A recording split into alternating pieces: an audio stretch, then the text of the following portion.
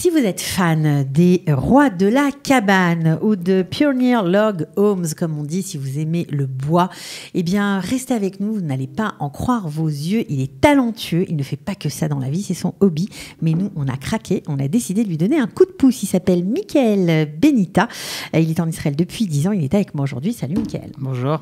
Alors, ingénieur en informatique, ça, c'est pour le jour. Et puis la nuit, c'est menuisier. Exact.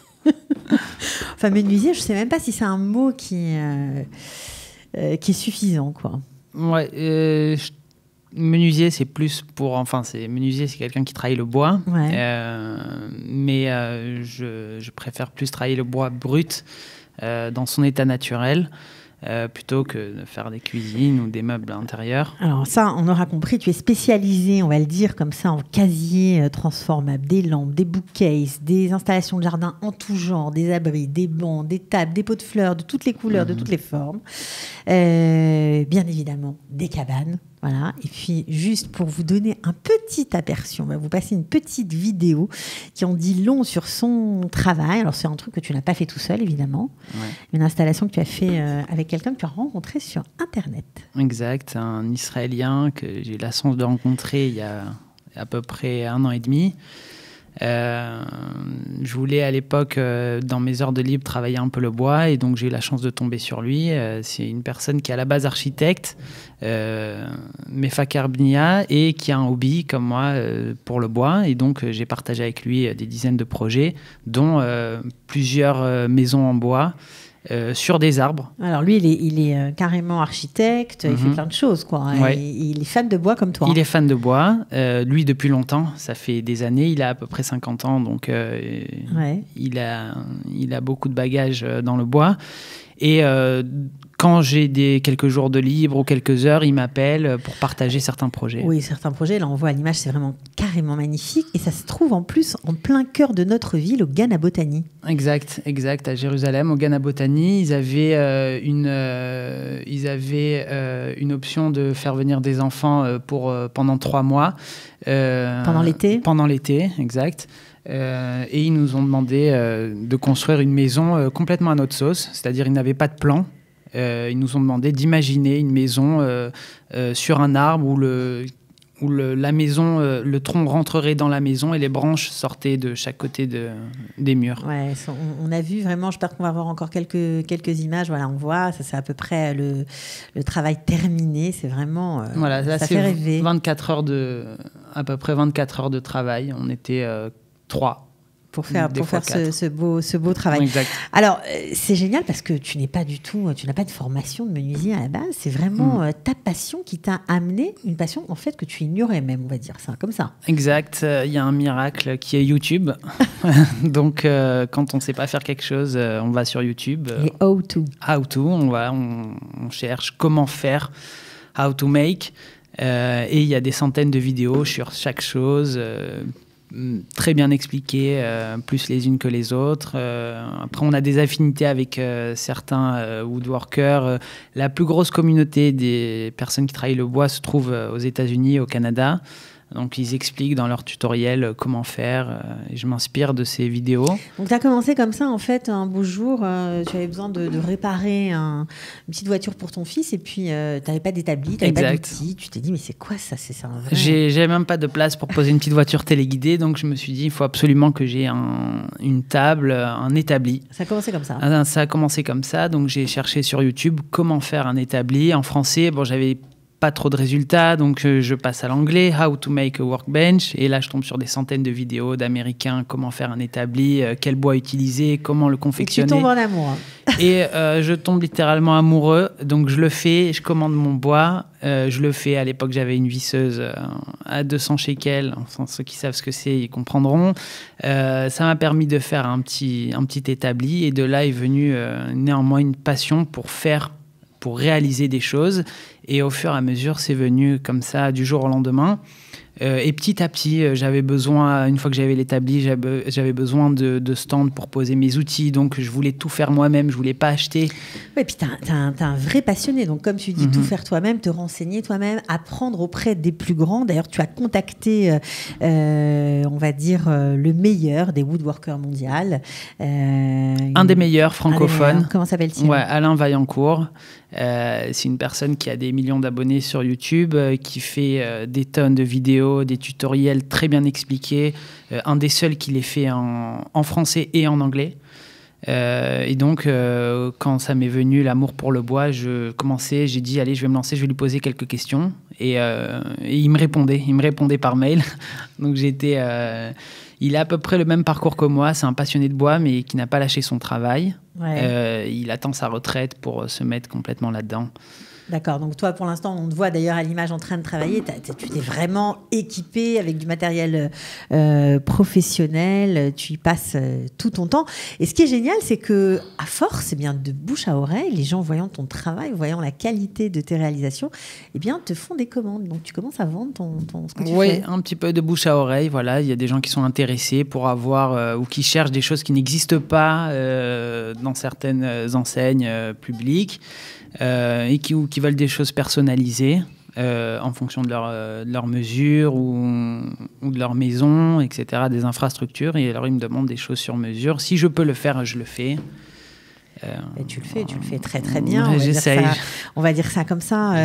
Tout de même, alors tu as questionné aussi. C'est ça qui est sympa chez toi, c'est qu'il y a aussi la philosophie derrière ta passion.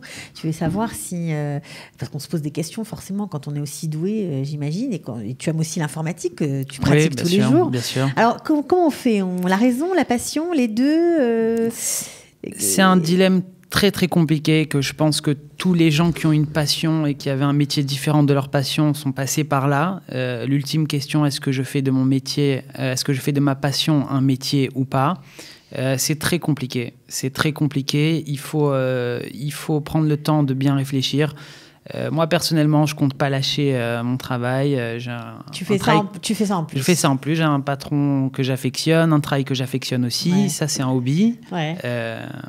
Qu'est-ce qui a été le plus gratifiant de tout ce que tu as fait? Parce que tu as tellement de choses complètement différentes et c'est impressionnant, quoi. Bon, là, on voit encore quelques images de toi au travail. Là, tu es en train de faire ton fameux casier transformable, on va dire ça. Voilà. C'est quoi l'histoire de ce truc à cartonner? Alors, ça, tout simplement, je cherche, inconsciemment, je cherche à me défier tout le temps. Je cherche à construire des choses que je n'ai jamais construites. Donc, je tourne sur Internet ou des sites comme Pinterest ou Google Images ou sur Internet ou YouTube. Ta source d'inspiration première. Voilà, ma source d'inspiration. Et dès que je vois quelque chose qui me donne un coup de cœur, je me défie automatiquement de le faire. Je veux savoir si je suis capable de le faire ou pas. C'était le cas pour ce bookcase. Voilà. À la seconde où je l'ai vu. Ça a cartonné parce que je crois qu'en 3 jours, une fois que tu l'as posté, parce que tu as créé aussi une page, on va y revenir, une page Facebook, tu as eu, je sais pas, 60 000 vues, je crois. J'ai eu à peu près 60 000 vues en 3 jours. J'étais très étonné. Je pensais pas du tout. Ouais, c'est génial quand même. On voit là, le principe, on voit l'image, on peut les tourner, on peut les mettre comme on veut. J'imagine qu'on peut le faire dans différentes couleurs. Différentes couleurs, différentes tailles.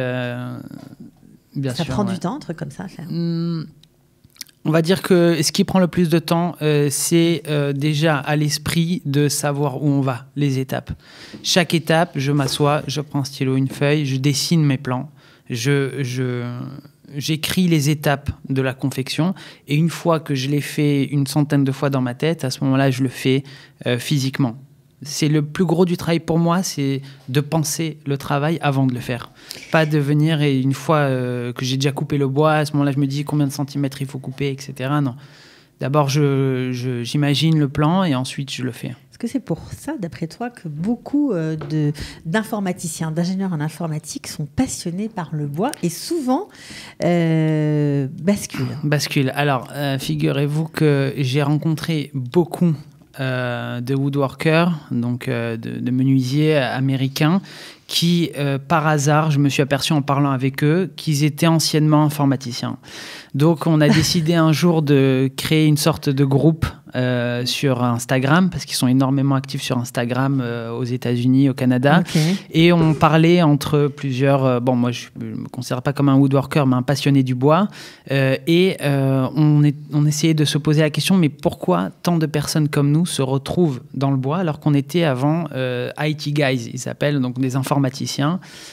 Comment ça se fait? Et il y a une réponse qui a fait pratiquement l'unanimité, je pense que ça me touche aussi. Dans l'informatique, tout est virtuel. Les serveurs sont virtuels. Ça manque de concret. Les logiciels sont virtuels. S'il y a quelque chose qui ne marche pas dans un serveur, des fois, on redémarre, on rallume et ça remarche par miracle. Et ça, je pense que pour une personne qui aime du concret, ça le dérange. Ça le dérange. Ne pas maîtriser. C'est des gens qui aiment maîtriser qui les aiment choses. Maîtriser. Si je coupe un angle à 31 degrés, c'est pas 30 degrés. Si dans le cas de ce bookcase, par exemple, ou du banc transformable... J'espère qu'on va le voir à l'image. Voilà, si je me loupe dans un angle, le banc ne va pas s'ouvrir comme il faut. Donc, s'il y a une erreur en menuiserie, on remonte chaque étape et on trouve l'erreur. C'est souvent pareil dans l'informatique, mais il y a certaines fois, et tous les informaticiens ils comprendront ce que je dis, il y a certaines fois où on a tout essayé, on a fait des patchs, etc. Ça ne marche pas. Finalement, au bout d'une heure de recherche, on éteint l'ordinateur ou le serveur, on le rallume. Ça marche. Par miracle, ça marche. Donc moi, je pense que c'est des fois des choses qui énervent un petit peu et qu'on ne retrouve pas. Dans le milieu du bois ou de la construction physique, c'est pareil, j'imagine, dans n'importe quel art où il faut faire intervenir des matières, des matériaux, mais ce qui n'est pas souvent le cas dans l'informatique. Alors, est-ce que tu aurais imaginé un jour que tu avais en toi cette passion du bois? Tu savais ou pas du tout? Jamais. Ça aurait pu être focalisé sur autre chose que le bois? Oui, bien sûr, parce qu'au début, comme j'ai toujours aimé faire des choses de mes mains, changer des ampoules, l'électricité, un peu de plomberie, de la peinture, etc., je savais pas que, en fait, au fond de moi, j'étais attiré par le bois. C'est vraiment quand j'ai commencé à faire ce que tu n'aimes plus le bois brut en plus. Exactement, que j'ai développé un amour pour le bois, qui est une matière très noble, qui était présent même chez nos ancêtres ou même dans la Torah, au Beth Amikdash. Il faut dire aussi que tu fais non seulement, alors ça on a vu les meubles de jardin, mais tu fais aussi des standers. Oui, voilà, des standers qui sont assez spéciaux, qui sont pas communs, on va dire. C'est pas des standers en fer, c'est des standers en bois. Et voilà, ça m'est venu l'idée. J'ai vu une image d'une table sur Internet qui pouvait ressembler à un stander. Et j'ai décidé d'en faire un. Ouais, et d'en faire plusieurs. D'en faire plusieurs, ouais, j'ai eu des commandes aussi. Tu en as vendu aussi. Ouais.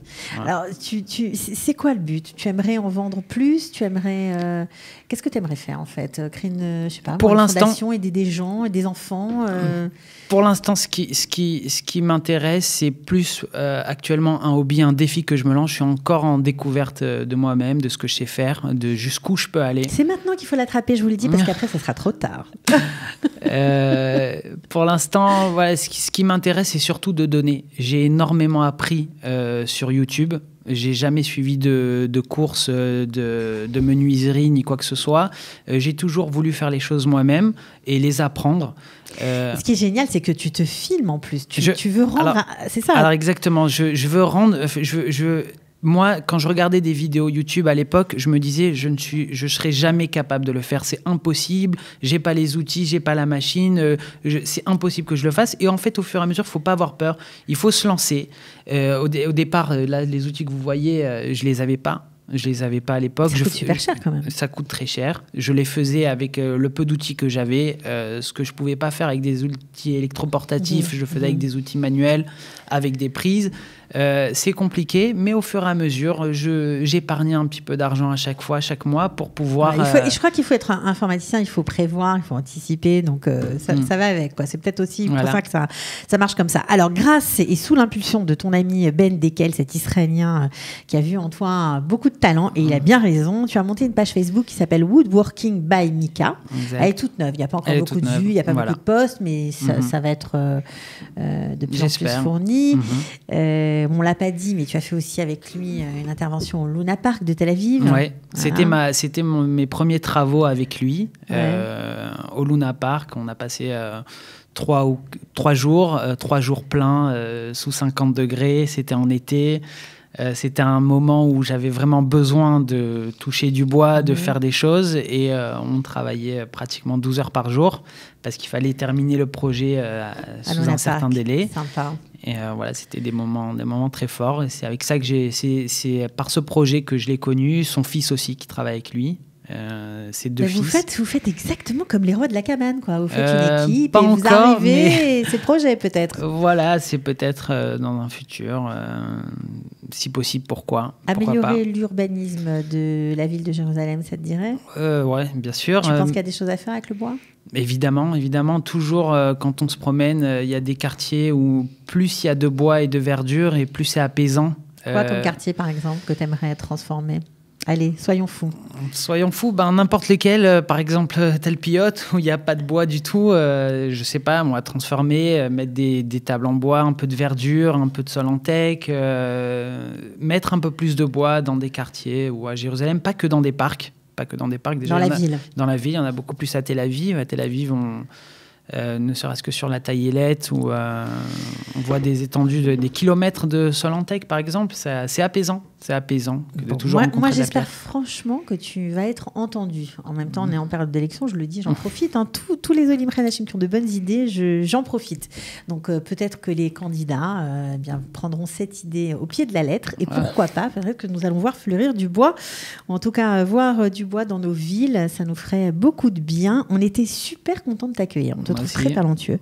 On te souhaite bonne chance. Merci, c'est gentil. Vraiment. Donc, je redonne ta page Facebook, Woodworking by Mika, ou alors Michael Benita.